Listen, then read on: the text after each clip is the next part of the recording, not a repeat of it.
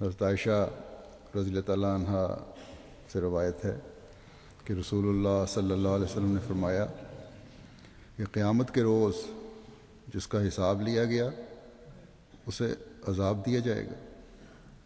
اس پر حضرت عائشہ کہتی ہیں کہ میں نے کہا کہ کیا اللہ تعالیٰ نے یہ نہیں فرمایا کہ فسوف یحاسب و حسابا یسیرا، یعنی پھر اسے آسان حساب لیا جائے گا۔ رسول اللہ صلی اللہ علیہ وسلم نے فرمایا کہ وہ حساب نہیں، یہ جو حساب ہے اس کا ذکر ہے قرآن کریم میں، یہ تو صرف پیش ہونا ہے، جس سے قیامت کے روز کرید کر حساب لیا گیا اسے عذاب دیا جائے گا۔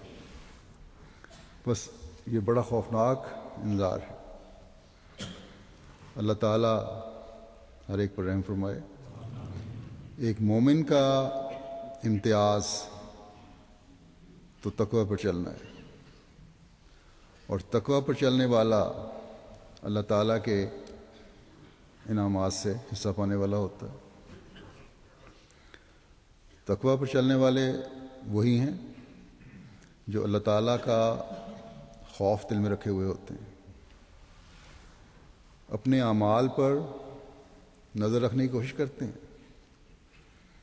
اور حقوق اللہ اور حقوق العباد کی ادائیگی کی کوشش کرتے ہیں۔ اور جب یہ کوشش ہو رہی ہو تو ان کے لیے اللہ تعالیٰ کی صفت حسیب کس طرح ظاہر ہوتی ہے، اس بارے میں ایک جگہ اللہ تعالیٰ اپنے حسیب ہونے کا قرآن کریم میں یوں ذکر فرماتا ہے۔ فرمایا کہ وَيَرْزُقُهُ مِنْ حَيْثُ لَا يَحْتَسِبُ وَمَنْ يَتَوَكَّلْ عَلَى اللَّهِ فَهُوَ حَسْبُهُ إِنَّ اللَّهَ بَالِغُ أَمْرِهِ قَدْ جَعَلَ اللَّهُ لِكُلِّ شَيْءٍ قَدْرًا، کہ اور وہ اسے وہاں سے رزق عطا کرتا ہے جہاں سے وہ گمان بھی نہیں کر سکتا، اور جو اللہ پر توکل کرے تو اس کے لیے کافی ہے۔ یقیناً اللہ اپنے فیصلے کو مکمل کر کے رہتا ہے، اللہ نے ہر چیز کا ایک منصوبہ بنا رکھا ہے۔ اس سے پہلے اللہ تعالیٰ فرماتا ہے اس آیت سے کہ وَمَن يَتَّقِ اللَّهَ يَجْعَلْ لَهُ مَخْرَجًا، یعنی جو اللہ کا تقوی اختیار کرے گا اس کے لیے اللہ تعالیٰ کوئی نہ کوئی راستہ نکال دے گا۔ بس متقی کو اللہ تعالیٰ رزق عطا فرماتا ہے اور ایسے راستے کھولتا ہے جو اس کے وہم و گمان میں بھی نہیں ہوتے۔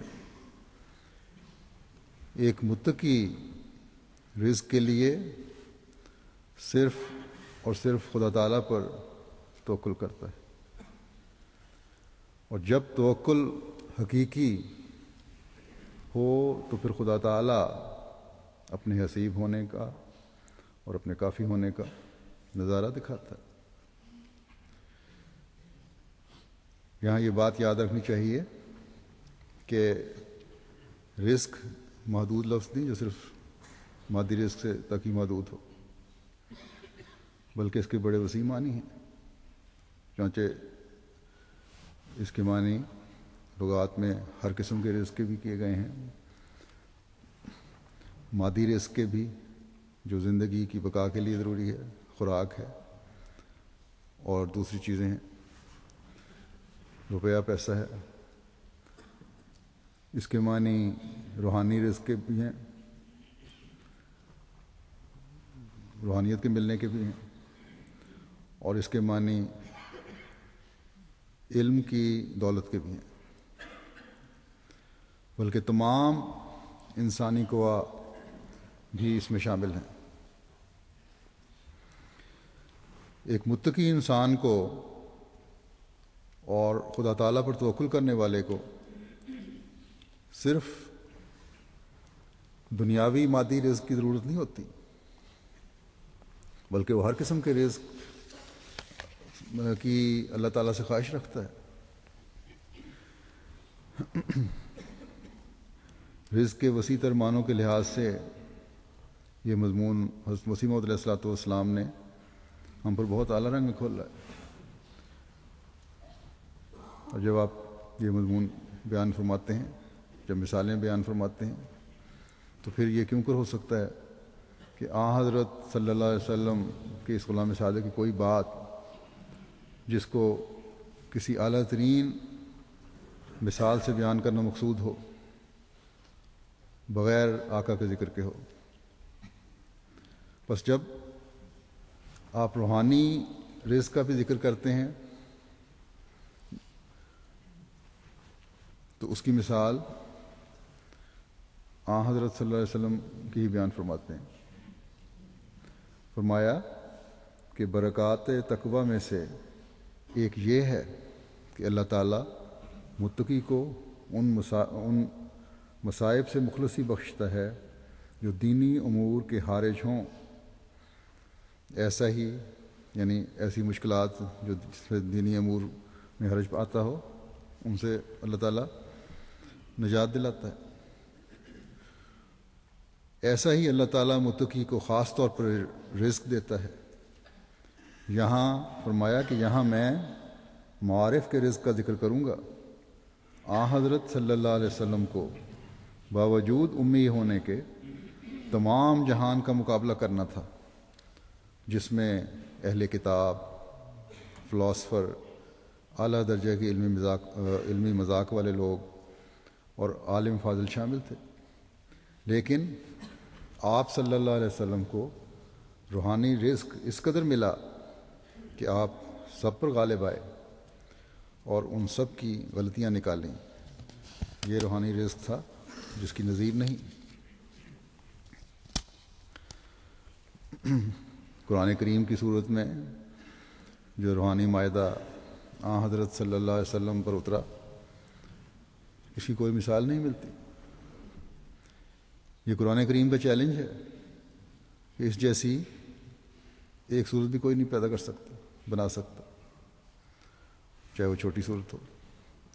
یہ ایک ایسا رزق ہے اور ایک ایسا علمی اور روحانی خزانہ ہے جو حضرت صلی اللہ علیہ وسلم کو دیا گیا، جس نے نہ صرف آپ صلی اللہ علیہ وسلم کی زندگی میں دنیا کے منہ بند کرنے کے نشان دکھائے، بلکہ تا قیامت یہ زندہ جاوید کتاب جو ہے، جس میں ہر نئی ایجاد اور ہر نئے علم کے راستے بیان کیے گئے ہیں، وہ کھلتے چلے جاتے ہیں ایک پڑھنے والے پر، غور کرنے والے پر، تفکر کرنے والے پر، بشرطے کہ غور کرنے کی نظر ہو۔ جو علم حضرت صلی اللہ علیہ وسلم کو دیا گیا، اس میں سے بعض باتیں تو ایسی تھیں جو قرآن کریم میں بیان ہوئی ہیں، اس وقت تو صحابہ کی سوچ بھی نہیں پہنچ سکتی تھی اس تک۔ اس لیے بعض باتوں کے بارے میں اللہ تعالیٰ نے فرمایا کہ تمہیں ابھی یہ سمجھ نہیں کہ کون کون سے علمی خزانے ہیں جو حضرت محمد رسول اللہ صلی اللہ علیہ وسلم کو دیے گئے ہیں۔ مثلا ایٹم کے بارے میں اس زمانے کے عام مومن، کیا بڑے بڑے کبار صحابہ جو تھے، ان کا بھی تصور نہیں تھا، لیکن اللہ تعالیٰ نے ایٹم کی خوفناکیوں کے بارے میں آپ صلی اللہ علیہ وسلم کو علم عطا فرمایا، جس کا نام قرآن کریم نے حطمہ رکھا، اور فرمایا وما ادراک ما الحطمہ، اور تجھے کیا معلوم ہے کہ حطمہ کیا ہے؟ اب یہ صحابہ کو مخاطب کیا گیا۔